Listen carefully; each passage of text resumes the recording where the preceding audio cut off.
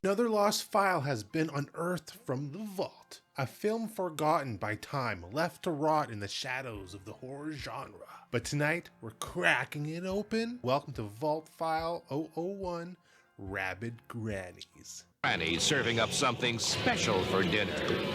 You. Imagine this.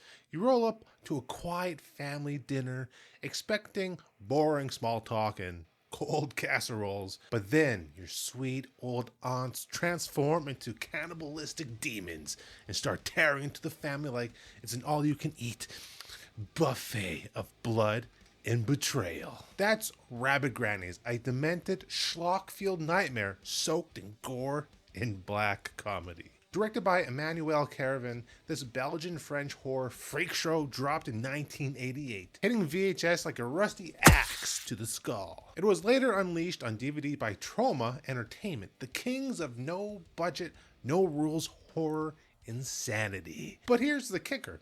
Troma butchered their own beef, slashing out most of the gore for its US release. America just wasn't ready for that much meat-grinding madness back in the day. Thankfully though, the 2015 Blu-ray brought the carnage back with the producer's cut, restoring that blood, the guts, and the soul-ripping insanity the way it was meant to be seen. If you're gonna dive into the granny grinder, watch the producer's cut. It's nasty, it's loud, and it is metal. And it proves once and for all, don't ever trust a grandma with glowing eyes and a carving knife. Let me lay out the plot for you.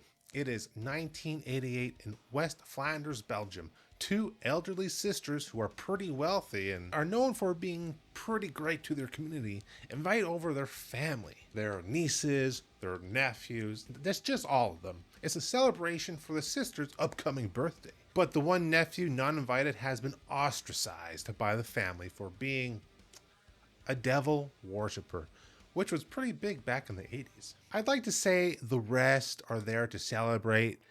Oh, but no, okay? These people are only there to put on time, waiting for their aunts to die so they get their inheritance. Greedy bastards. If I did manage to get hold of that inheritance. Unfortunately for everyone at this dinner, all hell breaks loose as the aunts open up a gift from the black sheep of the family, turning both aunts into flesh-hungry demons from hell. Watching this was a fever dream straight from hell. The first bit of the movie feels like a very proper British family comedy movie, introducing a lot of the nieces and nephews, and oh boy, they are pretty much all awful people. So when the shit hits the fan, you get enjoyment out of seeing these people get their guts just torn out. The movie is not afraid to push the boundaries a little with its gore and even children deaths. Rabid Grannies had some hilarious scenes in it, but shifted at times where it was pretty creepy with the music changing and the atmosphere. Happy birthday, dear Auntie.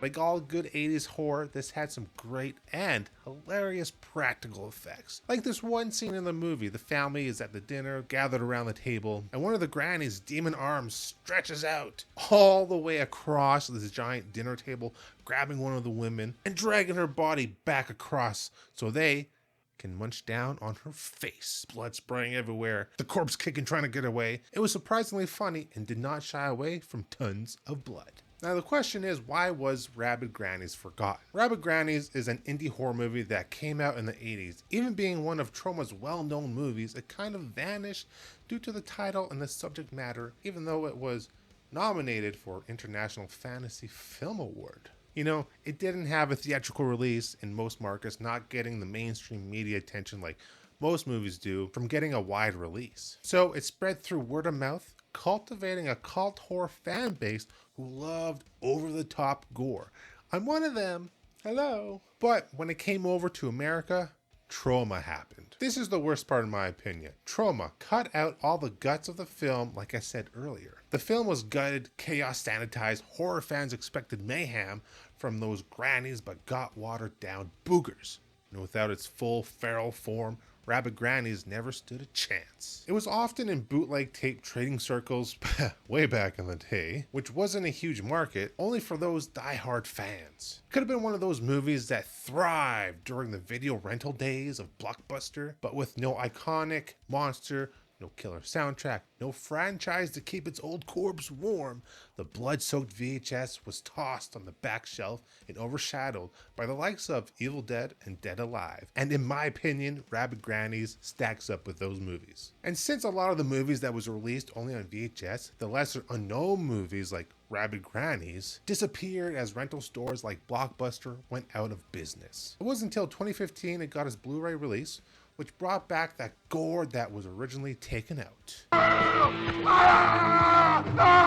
Another huge factor was that it was a Belgian film made in English, which gives it this like weird uncanny vibe to the whole movie, but I really think that plays into the strength of this film. Rabid Grannies didn't just fade away, it got buried alive under the weight of louder, bloodier, better marketed beasts. This freak show of a film was weird, wild, and ready to rip your face off. But it never got the resurrection it deserved. It just screamed into the void, waiting till someone heard it. So we know why it was forgotten. Now let's talk about why Rabid Grannies actually rules.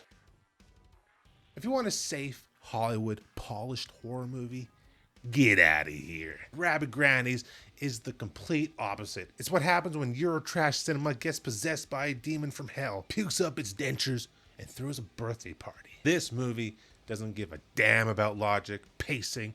It's a feast of practical effects blended with unholy family dysfunction and a whole lot of carnage.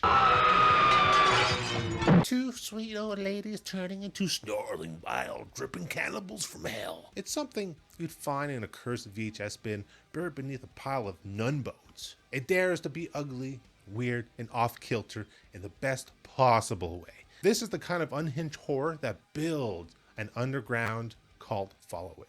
A movie too strange for theaters, too nasty for TV, but just right for sickos like us. Rabid Grannies fucking rules. The verdict, 8 out of 10 decapitated birthday guests. It's not polished, it's not classy. Hell, sometimes it barely even makes any sense. But that's what makes it great. A relic of golden age VHS horror when films didn't need a butt chug of money or a well-known name to draw in the crowd.